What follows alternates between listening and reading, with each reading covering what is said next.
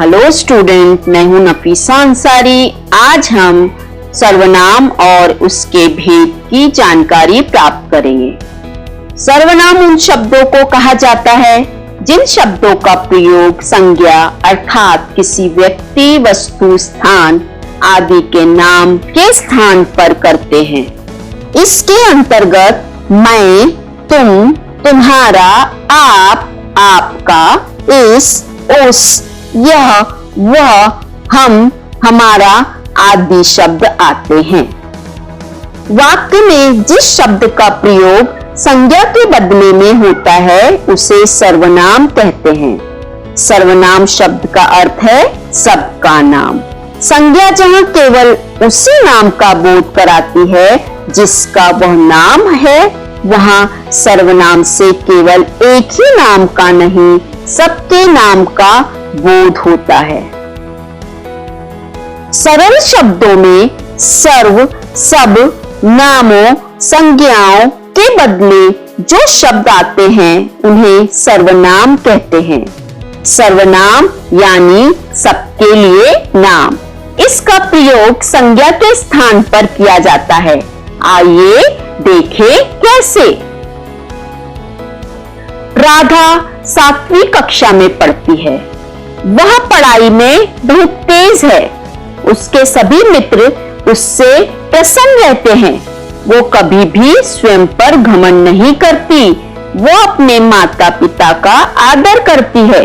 आपने देखा कि ऊपर लिखे अनुच्छेद में राधा के स्थान पर वह, उसके, उससे, स्वयं, अपने आदि शब्दों का प्रयोग हुआ है, अतः ये सभी शब्द सर्वनाम हैं।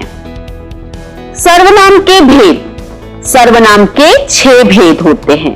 नंबर 1 पुरुषवाचक सर्वनाम, जिसे हम अंग्रेजी में पर्सनल प्रोनाउन कहते हैं। निश्चयवाचक सर्वनाम, डिमॉन्स्ट्रेटिव प्रोनाउन। अनिश्चयवाचक सर्वनाम, इंडेफिनिट प्रोनाउन। नंबर 4 संबंधवाचक सर्वनाम, रिलेटिव प्रोनाउन। नंबर 5 प्रश्नवाचक सर्वनाम, इंट्रोगेटिव प्रोनाउन। नंबर 6 निजवाचक सर्वनाम यानी रिफ्लेक्सिव प्रोनाउन। नंबर 1 पुरुषवाचक सर्वनाम। जिन सर्वनाम शब्दों का प्रयोग वक्ता द्वारा खुद के लिए या दूसरों के लिए किया जाता है उसे पुरुषवाचक सर्वनाम कहते हैं। जैसे मैं, हम वक्ता द्वारा खुद के लिए, तुम और आप सुनने वाले के लिए, और यह, वह, ये, वे किसी और के बारे में बात करने के लिए आदि। पुरुषवाचक सर्वनाम के उदाहरण। नंबर 1 मैं फिल्म देखना चाहता हूं। नंबर 2 मैं घर जाना चाहती हूं। नंबर 3 आप कहते हैं तो ठीक ही होगा। नंबर 4 तुम जब तक आए तब तक वह चला गया। नंबर 5 आजकल आप कहाँ रहते हैं। नंबर 6 वो पढ़ने में बहुत तेज है। इन वाक्यों में मैं, आप, तुम, वह जो है पुरुषवाचक सर्वनाम है। पुरुषवाचक सर्वनाम के 3 भेद होते हैं। नंबर 1 उत्तम पुरुष। नंबर 2 मध्यम पुरुष। नंबर 3 अन्य पुरुष।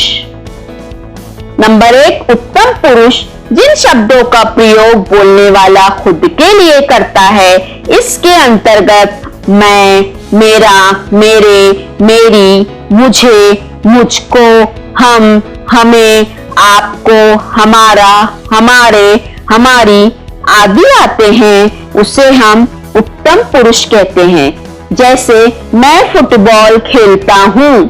हम दो, हमारे दो। यहाँ मैं, हम, हमारे उत्तम पुरुष सर्वनाम है। नंबर 2 मध्यम पुरुष जिन शब्दों का प्रयोग सुनने वाले के लिए किया जाता है। इसके अंतर्गत तू, तुझे, तुझको, तेरा, तेरे, तेरी, तुम, तुम्हें, तुमको, तुम्हारा, तुम्हारे, तुम्हारी, आप आदि आते हैं। जैसे तुम बहुत अच्छे हो। इस वाक्य में तुम मध्यम पुरुष है। नंबर 3 अन्य पुरुष, जिन शब्दों का प्रयोग किसी तीसरे व्यक्ति के बारे में बात करने के लिए होता है, इसके अंतर्गत यह, वह, ये, वे आदि आते हैं, उसे हम अन्य पुरुष कहते हैं।